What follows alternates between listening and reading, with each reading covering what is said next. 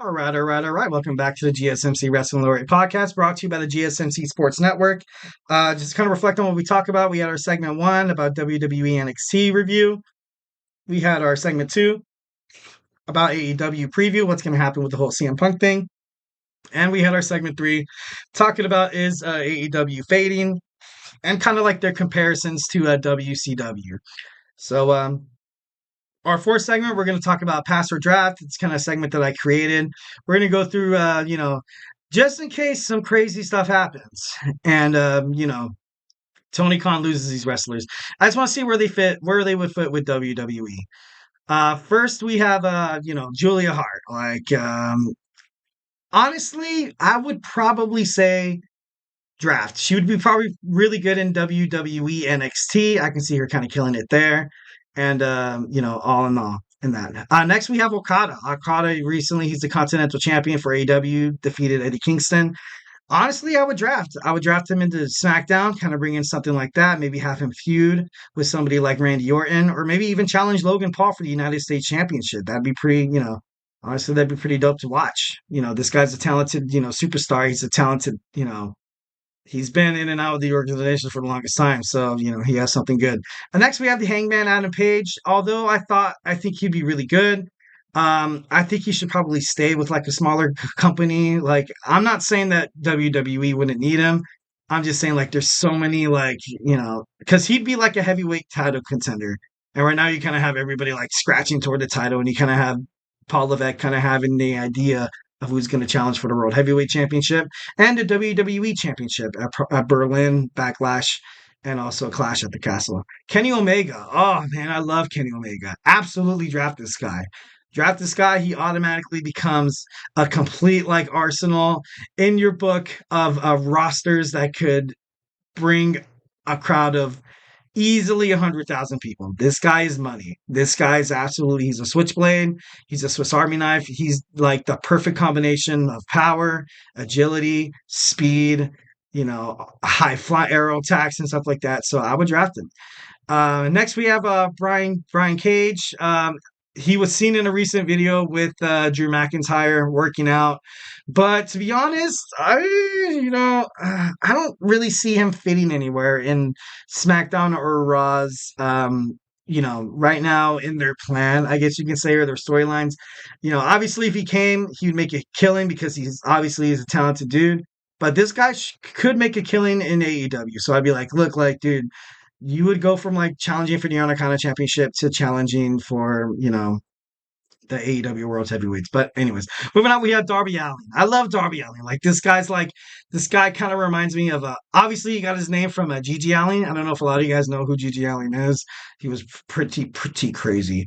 But you see his matches, and this guy puts everything on the line. This guy's like the new and improved Mick Foley. So to be honest, I would draft him. I would absolutely draft him. We don't have the hardcore division anymore, but I think you can squeeze Darby Allin into any really a storyline. Next, we have Eddie Kingston. Eddie Kingston recently, he's lost his Continental Championship to Okada. He's lost the Ring of Honor Heavyweight Championship to Mark Briscoe. And to be honest, I'd say pass. I give a huge pass. I'm not trying to diss on Eddie, because I believe he's an innovator and he's a scholar. But I don't know.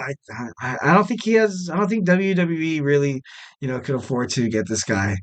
All right. Next, you have man. What was this guy's No, not Alex. But anyways, like this guy, he's part of the Bullet Club. And I recently saw. I can't believe I'm spacing on his name. Why am I spacing on his name? But recently he attacked Darby Allin, and I don't know. I don't really see him fitting in WWE because I think what he's doing with the Bullet Club right now, and you kind of need him in those trios matchups. Next we have Mark Briscoe. Mark Briscoe. He's newly the World Ring of Honor champion. He won it at Supercard. I like him. I like him a lot. So I would say draft him, but that's just me and my bias. Would the WWE draft Briscoe? Maybe, maybe not. Maybe you need a crazy, lunatic fringe to replace Dean Ambrose. No, honestly, that would be pretty cool if he would be kind of like the next lunatic fringe, kind of piece of the puzzle. Swerve Strickland. I like watching Swerve. I think he's a talented guy, very dominant. I like his promos. He was I think he was a rapper at one point. He was pretty good. But I'm gonna say pass. As much as I would like to say yes, I'm gonna say pass on Swerve. I'm gonna swerve away from the Swerve. But no, not taking away from his talent, and I don't know if he would fit in W. He might be like a judge. Imagine if he joins the Judgment Day. I'm just kidding. No, he wouldn't fit in the Judgment Day. Next, we have MJF. MJF, I think, would be an amazing piece to Cody Rhodes' next story. So I'm going to say draft. I think Cody Rhodes is going to get drafted to Monday Night Raw. And I hope that'd be awesome if MJF didn't sign a contract with AEW and ultimately finds himself fighting beside Cody Rhodes. Kind of lead it into like kind of like a feud, not, kind of going into SummerSlam would be pretty awesome. But all in all, I think I did a podcast about this like a couple of weeks ago, and I don't think they're going to really sign MJF. Next, we have Anna Jay. I like Anna Jay. I think she's a talented wrestler. Not really NXT material, but I can see her getting drafted to like a Monday Night Raw. Like, well, hell, Monday Night Raw has Maxine Dupree, Indy Hartwell, and Candice LeRae. So Anna Jay is like levels above those wrestlers. And I'm not trying to be mean. I'm not trying to be mean. I'm just trying to kind of base it off what I've kind of seen like via film kind of thing like that. So, don't be too mad at me. Sheeta right now, she had her, feud with Athena, but she's really good. She's really good. Maybe she can like kind of like be a piece to Damage Control. And I'm not trying to be stereotypical or anything like that. But she was a wrestler that a lot of these girls like Io Sky and Kairi Sane kind of looked up to. Kind of like the newly Hall of Famer. Oh man, Bull Nakano, like kind of like one of those things. So that'd be pretty cool. Next we have Mercedes Martinez. Mercedes Martinez, I picked to win to win the women's television championship at Ring of Honor. Ultimately, that did not work. But she's a hell of a talent. She's a hell of a talent. She would do really well on SmackDown. I could see. Oh my God, I would love to see her fight like Rhea Ripley or Bayley. I think that WWE should draft that girl. Next, we have Willow of Nightingale. Willow of Nightingale, like she's kind of like that. She's kind of like that lovable, that huggable kind of that personality. I like to compare her to Bayley. I kind of see her like kind of like being the Bayley of the AEW.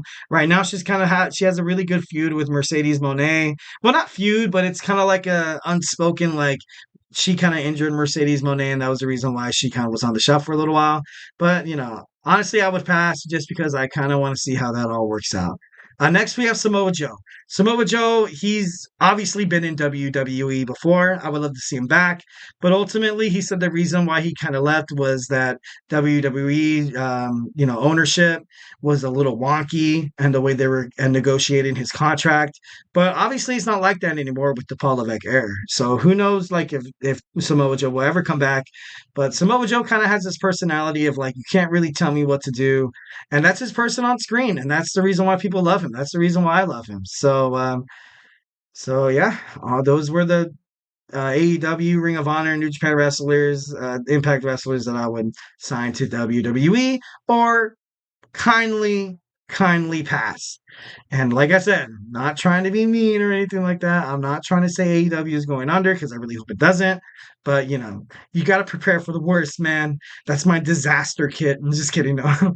With all that. Well, guys, I hope you like my show. Thank you for tuning in to the GSMC Wrestling Laureate Podcast presented by the GSMC Sports Network. Your support means a lot to us, so please remember to Superman punch that like and subscribe button to the show and leave a positive review here at the GSMC Sports Network. We love peace, love, and positivity, baby. It really does make a difference, guys. I would love to hear you guys talk more than I feel like I'm rambling on. I feel like I haven't stopped talking in like an hour or something like no anyways so we invite you to follow us on Facebook, Twitter /X, on TikTok, Instagram for more content and updates. Remember, if you kind of exploring a little bit of podcasts, we have more podcasts. We have about baseball, football, basketball, just sports in general. We have the Andrew Tate Show, and the GSMC Network also has podcasts just about anything that under the sun. We are an entertainment conglomerate that are that loves our viewers. So, just remember, if you're not into sports, and if I didn't make you a wrestling fan by now, you have other options, but stay with me. Stay with me. I'm just kidding. No. Well, not just kidding. No, that I don't want you to stay with me.